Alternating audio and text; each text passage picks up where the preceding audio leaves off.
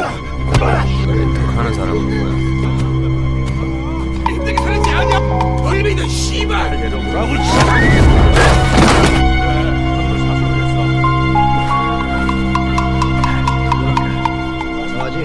뭘 대화야? 이거 봐.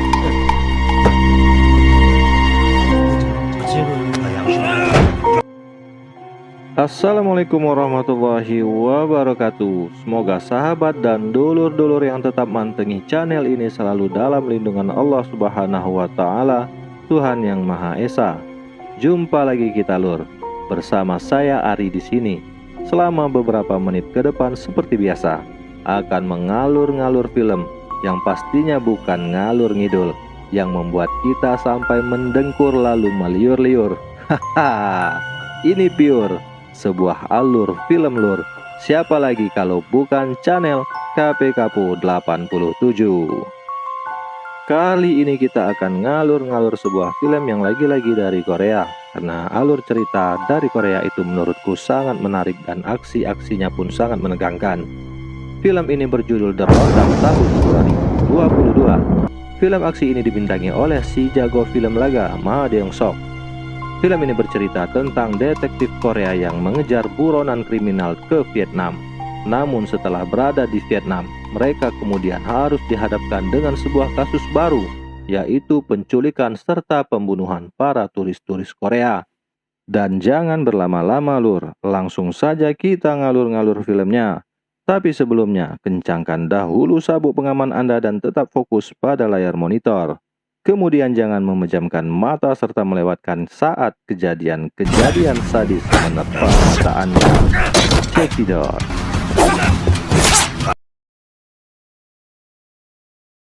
Cerita film ini berlatar awal di negara Tanah Naga Biru, Vietnam. Pemandangan kota Vietnam sangat terasa dalam opening film ini. Kemudian sampailah kita diperlihatkan ke sebuah mobil sedan hitam yang berjalan menuju padang savana. Tampak dua orang pria kemudian keluar dari mobil tersebut. Pria ini adalah seorang pengusaha. Kita sebut saja dia abang kaya. Dan yang satunya adalah seorang narahubung bisnis, katanya. Kemudian abang kaya ini dipertemukan bersama seseorang yang katanya adalah rekan bisnis yang akan bekerja sama dengannya. Dia adalah Kang Hae Sang. Kita sebut saja dia si Akang. 변호사님. 네, 안녕하세요.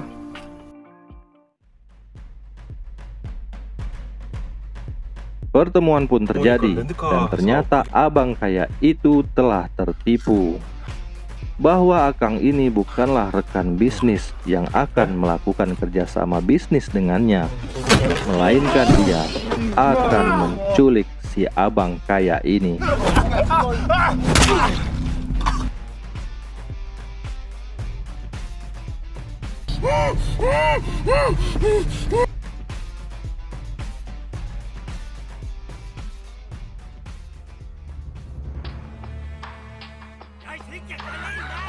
Scene kemudian berpindah ke sebuah kota di Korea, di mana saat itu sedang terjadi kekerasan serta penyanderaan yang dilakukan oleh seorang pria. Pria ini menyandera dua wanita sekaligus di sebuah supermarket. Tampak beberapa polisi yang sedang akan bernegosiasi bersama sang penculik itu, namun tidak membuahkan hasil sampai kemudian datang seorang detektor. Maksudnya detektif, yang kemudian akhirnya dapat melumpuhkan penculik itu.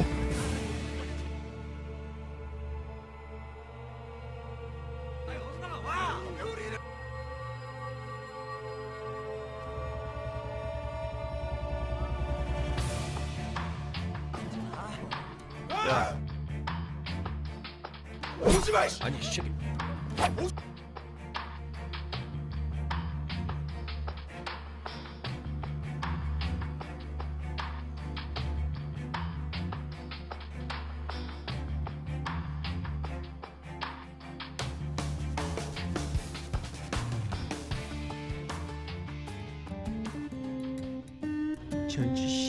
Lanjut ke tempat lainnya, di sebuah kantor polisi. Tampak beberapa orang polisi sedang membaca sebuah koran. Yang isi beritanya saat itu adalah sang detektif pembekuk penculik yang menggunakan kekuatan berlebihan. Detektif ini bernama Ma Dong-seok. Kita sebut saja dia Om Seok. Om Seok adalah seorang detektif kriminal Korea yang jago bela diri. Dia merupakan jagoan dari kepolisian Korea dalam mengejar para buron kriminal di sana. Di sela-sela obrolan mereka, datanglah seorang kapten yang kemudian marah melihat berita koran Om Seok terpampang di awal koran. Sang kapten ini bernama Jeon Il-man. Kita sebut saja Kapten John. Kapten John kemudian memberi sebuah info kepada jajarannya bahwa ada buronan yang kemudian lari ke Vietnam.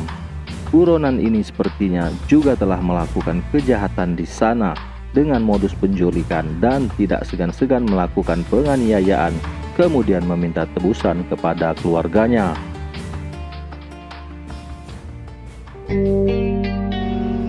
Lanjut ke scene berikutnya.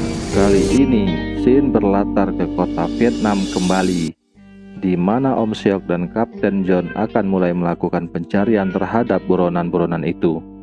Hampir saja mereka dideportasi karena tidak dapat menunjukkan dokumen-dokumen yang lengkap.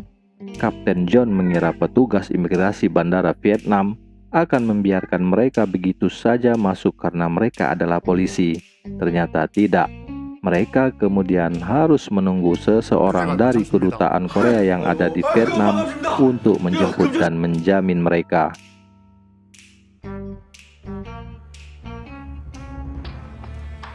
Scene kemudian berpindah ke sebuah kantor konsulat Korea di Vietnam. Om Seok dan Kapten John mulai diperlihatkan dengan sebuah realita penculikan turis-turis yang berasal dari Korea. Satu persatu dokumen kejahatan diperlihatkan kepada mereka berdua, dan ada yang menarik di sana dan membuat mereka berdua geli dan merasa ada yang mencurigakan. Beberapa kasus akhirnya terpecahkan sendiri karena sang pelaku menyerahkan diri karena merasa bersalah. Scene kemudian berpindah ke sebuah ruang yang tertutup. Om Seok dan Kapten kemudian memeriksa salah seorang pelaku atau reman yang menyerahkan diri itu. Nah, reman ini adalah narahubung yang kita lihat di awal alur cerita tadi, yang menyerahkan abang kaya kepada si Akang. Kemudian kita sebut saja dia Yoyo.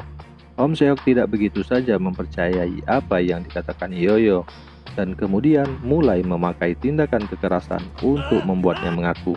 Tapi Om Seok ternyata tidak mendapatkan jawaban apapun, kecuali si Yoyo memberikan sebuah petunjuk di mana keberadaan temannya yang satu lagi yang masih berada di luar. Setelah mendapatkan petunjuk dari si Yoyo, Om Seok dan Kapten John kemudian segera menuju suatu tempat untuk menemukan dan menangkap reman Korea tersebut. Tibalah Om Seok dan Kapten John di sebuah rumah, dan di dalam rumah tersebut ternyata ada seorang mayat tergeletak. Mayat itu adalah Jong-du. Jong-du inilah seorang reman yang sedang dicari yang tak tahu kenapa bisa terbunuh di tempat tinggalnya. Kemudian mereka berdua kembali menemui si Yoyo di konsulat, menanyakan kebenarannya kenapa Jong-du bisa mati terbunuh di rumahnya. Pasti mereka melakukan sebuah kesalahan yang fatal. Akhirnya setelah dipaksa berbicara, barulah si Yoyo mengakui kebenaran yang sebenarnya. Kenapa dia sempat dengan bodohnya menyerahkan diri dan ingin dibawa pulang ke Korea.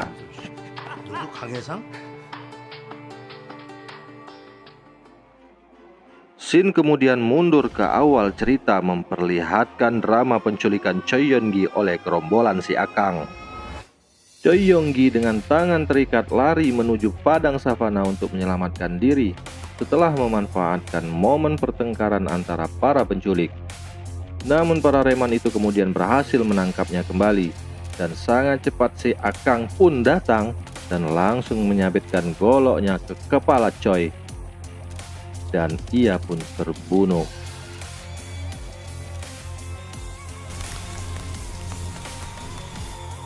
Lalu mayat Choi Yeon-gi akan dikubur oleh Yoyo dan Jong-du di sebuah tempat yang tidak diketahui. Namun sebelum dikubur kemudian si Akang memotong salah satu tangan Choi Yong-gi untuk difoto dan kemudian fotonya dikirimkan ke ayah Choi Yong-gi untuk mendapatkan uang tebusan. Dan setelah kejadian itu, Yoyo dan Jongdu kemudian lari menghilang dari peredaran karena takut akan ancaman si Akang yang sangat bengis dan tidak segan-segan untuk membunuh. Setelah kejadian itu, Yoyo dan Jongdu kemudian lari menghilang dari peredaran karena takut akan ancaman si Akang yang sangat bengis dan tidak segan-segan untuk membunuh. Jongdu memilih untuk tetap bersembunyi, sedangkan Yoyo, yaitu dia kemudian menyerahkan diri ke konsulat Korea. Om Seok saat ini sedang menelepon rekan kerjanya di Korea untuk menanyakan perkembangan info terkait si Akang dan Choi Yong-gi. Om ganteng rekan kerja Om Seok ini kemudian membeberkan bahwa ada sebuah keanehan. Choi Yong-gi tidak pernah sama sekali dilaporkan hilang oleh ayahnya Choi Chon-baek, seorang kepala Jun Capital, seorang rentenir gitu kalau di Korea. Tapi ini rentenir kelas kakap yang meminjamkan uangnya ke perusahaan-perusahaan besar. Scene kali ini berpindah ke tempat tinggal si Akang. Tampak si Akang baru saja pulang menggunakan sebuah taksi. Si Akang sepertinya sudah mencium bau mencurigakan di sekitar rumahnya itu. Ditambah lagi dia menemukan sepuntung rokok yang ada di lantai luar rumahnya. Ternyata di dalam rumahnya masih ada beberapa orang reman yang masih menunggu si Akang pulang. Tanpa basa-basi, mari kita lihat pertempuran antara si reman dan si Akang.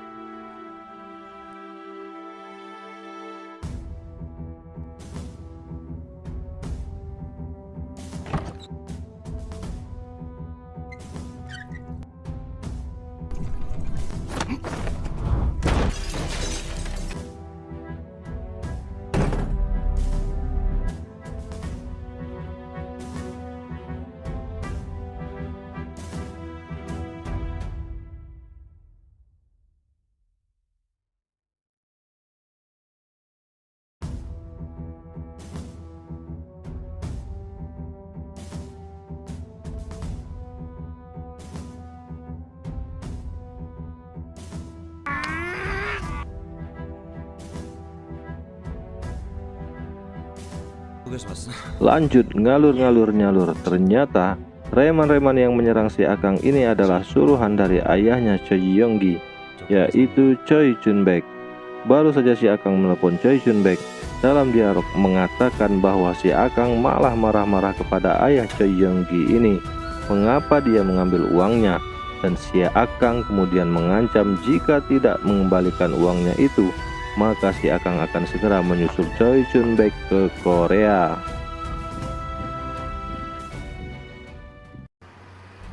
Kemudian scene kembali berpindah ke Om Seok dan Kapten John yang sampai ke tempat tujuan mereka, yaitu rumah si Akang.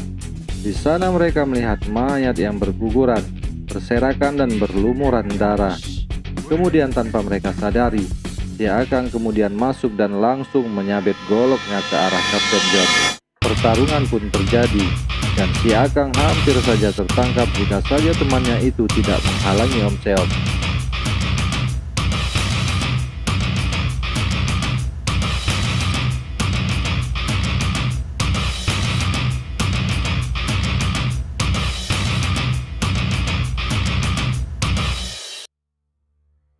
Setelah kejadian ini, Om Seok dan Kapten John akhirnya akan dideportasi kembali ke Korea oleh pemerintah Vietnam karena mereka telah banyak melakukan keributan dan menyebabkan banyak kematian.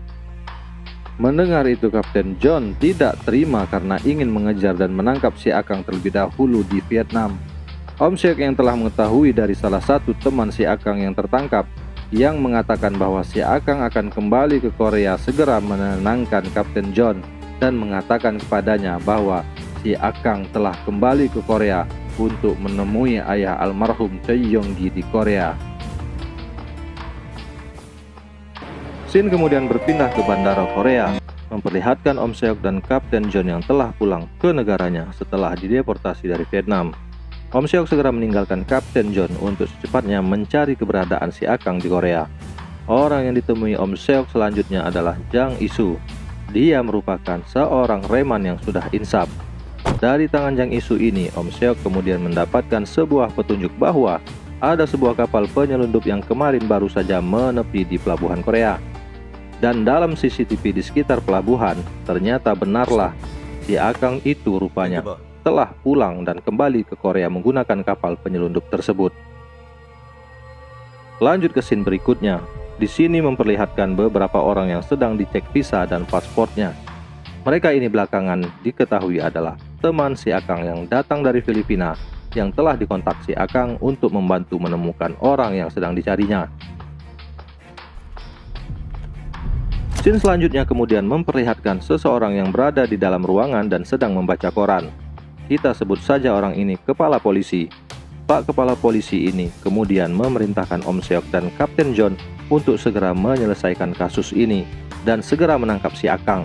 Setelah ia mendengar penjelasan dari Kapten John bahwa akan terjadi perkumpulan gangster dari belahan dunia saat ini karena Choi Chon-baek akan membayar mereka jika berhasil menangkap si Akang. Bos Choi saat ini sedang dijaga ketat baik oleh polisi maupun anak buah dan pembunuh-pembunuh bayarannya. Polisi-polisi saat ini bersiaga agar Bos Choi tetap dalam penjagaan karena kapanpun si Akang dapat datang dan menyerang. Scene selanjutnya memperlihatkan dua orang laki-laki rekan si Akang yang dari Filipina datang memasuki basement sebuah gedung di mana almarhum Choi Yong-gi ini disemayamkan. Seperti yang kita ketahui di awal, jasad Choi Yong-gi telah ditemukan oleh Om Seok saat pencarian buronan di Vietnam. Lanjut ke dua orang Filipina ini. Mereka telah bersiap menunggu si Akang di basement setelah mendapat telepon bahwa si Akang saat ini sudah akan bersiap menangkap Choi Chon-baek.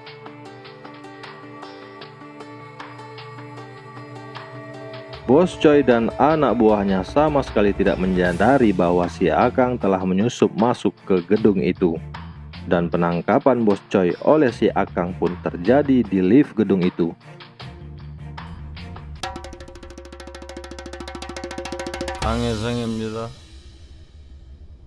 Perlawanan pun dilakukan oleh bodyguard Bos Choi. Dan di bawah basement, para gangster bayaran Bos Choi untuk berjaga-jaga pun habis dibunuh dan dibantai oleh dua orang rekan si Akang. Hingga akhirnya bodyguard pun kalah dan Bos Choi pun tertangkap oleh si Akang. Dalam scene berikutnya ini memperlihatkan Bos Choi dalam sebuah video yang sedang disandra oleh Akang dan rekannya dalam keadaan mulut tertutup dan jari jempol yang terpotong. Om Seok mendapatkan video ini dari istri Bos Choi yang dikirimi oleh si Akang beberapa waktu yang lalu. Sesaat kemudian terlihat sebuah negosiasi dilakukan via telepon oleh si Akang kepada istri Bos Choi yang meminta untuk dikirimkan uang tebusan itu segera. Jika tidak, Bos Choi akan dibunuhnya. Dan di sana terdapat Kapten John dan Om Seok yang memandu percakapan itu. Kesepakatan pun didapatkan. Istri Bos Choi meminta agar uang tidak ditransfer melainkan diserahkan secara langsung dan dibarter dengan Bos Choi. Istri Bos Choi ini sangat sudah mengerti permainan si Akang. Karena sebelumnya si Akang pun meminta tebusan untuk anaknya Choi Yong-gi. Dan setelah uang tebusan itu ditransfer, Choi Yong-gi pun tetap dibunuhnya. Si Akang menyetujui apa yang telah dikatakan oleh istri Bos Choi dan memintanya mengantarkan sendiri uang tersebut dan jangan coba-coba membawa pengintai lainnya. Lalu istri Bos Choi meminta agar ditemani seorang sopir karena dia katanya tidak bisa mengemudi. Dan tentulah ini atas arahan Om Seok.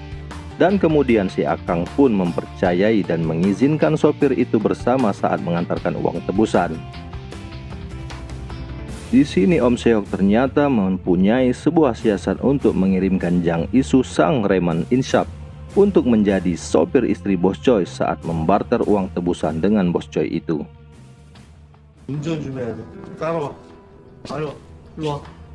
Dalam scene ini kemudian istri Bos Choi dan Jang Isu pergi ke tempat tujuan penyerahan uang tebusan.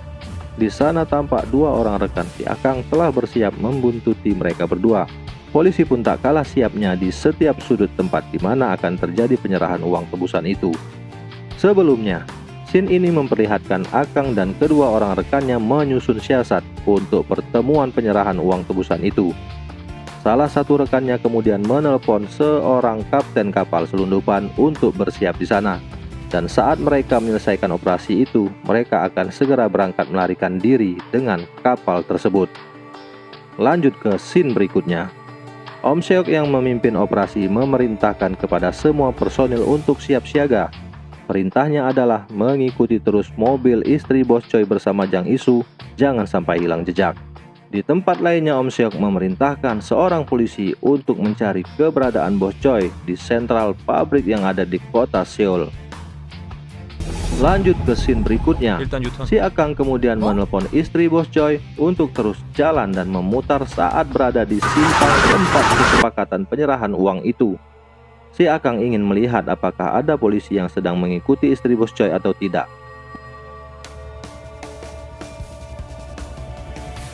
Singkat cerita, saat menelpon istri Bos Choi, si Akang melihat ada seorang polisi sedang menuju ke arahnya. Langsung saja dia mematikan handphonenya dan pergi. Lalu kemudian sang polisi ini pun akhirnya bertemu dengan Bos Choi di sebuah bangunan tua. Saat akan membawa Bos Choi keluar, tiba-tiba si Akang muncul dan menikam polisi itu. Terjadi perkelahian di sana dan akhirnya si Akang pun lari karena polisi berdatangan ke area tersebut. Lanjut ke cerita berikutnya. Bos Choi akhirnya selamat dan Om Seok yang mengetahui berita Bos Choi dari Kapten John pun segera mengejar dua orang rekan si Akang ini yang terus mengejar istri Bos Choi dan Jang Isu untuk mendapatkan koper uangnya. Di scene lainnya, si Akang yang sedang dalam pelarian kemudian menelpon dua orang rekannya untuk segera lari dari sana dan kembali ke hotel karena polisi saat ini sedang mengejar. Tapi dua orang rekannya ini malah tidak percaya dan memutuskan untuk tetap mengejar uangnya tanpa si Akang. Itu juga karena mereka sudah bosan diperintah si Akang. Mendengar itu, si Akang langsung putar arah untuk mengejar uang itu juga. Dalam scene ini kemudian mobil yang dikendarai oleh istri Bos Choi kemudian dihadang oleh dua orang rekan si Akang. Beruntung mereka saat itu dapat lari dari sana. Kejar-kejaran pun terjadi dan akhirnya mobil yang dikendarai oleh Jang Isu masuk ke sebuah basement mall. Kejar-kejaran pun berlanjut di sana sampai akhirnya mobil istri Bos Choi menabrak sebuah mobil. Mereka segera keluar dari mobil itu dan lari. Namun Jang Isu sempat masuk kembali ke dalam mobil dengan membawa kopernya. Istri Bos Choi kemudian dapat melarikan diri masuk ke dalam mall. Sedangkan Jang Isu ternyata dengan akal bulusnya ingin melarikan uang yang berada dalam koper itu.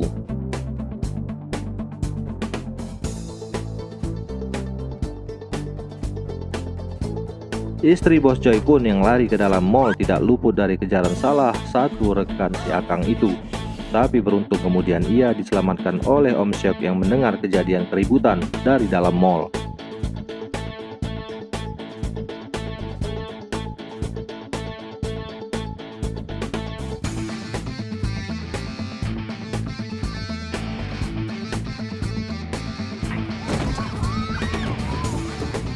Dalam scene lainnya ini terlihat Jang Isu yang lolos dan akan kabur dengan uang itu. Dan sepertinya telah dibuntuti oleh si Akang. Kemudian mobilnya pun ditabrak si Akang saat melintas di sebuah jalan yang lurus. Melihat si Akang keluar dari dalam mobil itu, Jang Isu pun segera keluar dari mobil dan membawa koper berisi uang itu kabur menggunakan sebuah taksi. Si Akang yang murka kemudian ditemui oleh dua orang polantas yang sedang berjaga di jalan itu. Dan akhirnya si Akang pun menikam dua polisi itu sampai mereka lumpuh dan tidak berdaya. 구경 끝났으면 꺼져 이 씨발 새끼들아. Lanjut ke scene berikutnya. Di scene ini Om Seok kesal melihat apa yang terjadi dan segera memerintahkan rekan polisinya untuk segera menyebarkan foto-foto para tersangka itu ke semua media. Karena setelah kejadian itu, 3 orang polisi cedera dan Jang Isu pun pergi dengan uang tebusan. Si Si Akang yang sedang berkemas barang-barangnya di hotel melihat wajah Kang Isu dalam berita televisi yang menyebutkan kemungkinan Jang Isu akan kabur ke Tiongkok menggunakan sebuah kapal. Mendengar itu, si Akang kemudian tersenyum dan segera mengejar Jang Isu ke pelabuhan. Singkat cerita, Jang Isu pun ditemukan oleh si Akang saat akan pergi ke kapal dengan koper uang itu. Jang Isu tidak dapat berbuat apa-apa dan menyerahkan koper berisi uang itu kepada si Akang tanpa perlawanan.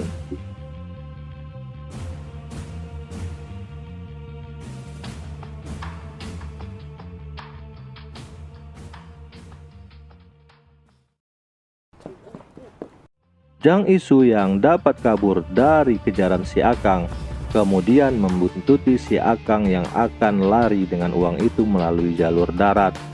Jang Isu melihat si Akang menaiki bus dan segera menelepon Om Seok untuk mengibus si Akang. Singkat cerita, si Akang pun akhirnya ditemukan oleh Om Seok di sebuah terowongan jalan. Pertarungan pun terjadi di dalam bus dan sebelum berkelahi, si Akang pun sempat bernegosiasi dengan Om Seok untuk memberikan uang di koper itu separuhnya. Tapi Om Seok tidak tergiur dengan itu dan segera bersiap untuk menangkapnya. Pertarungan pun terjadi di dalam bus yang berada di dalam terowongan itu. Sesekali Om Seok terkena sabetan golok si Akang, namun akhirnya si Akang pun dapat dibekuk.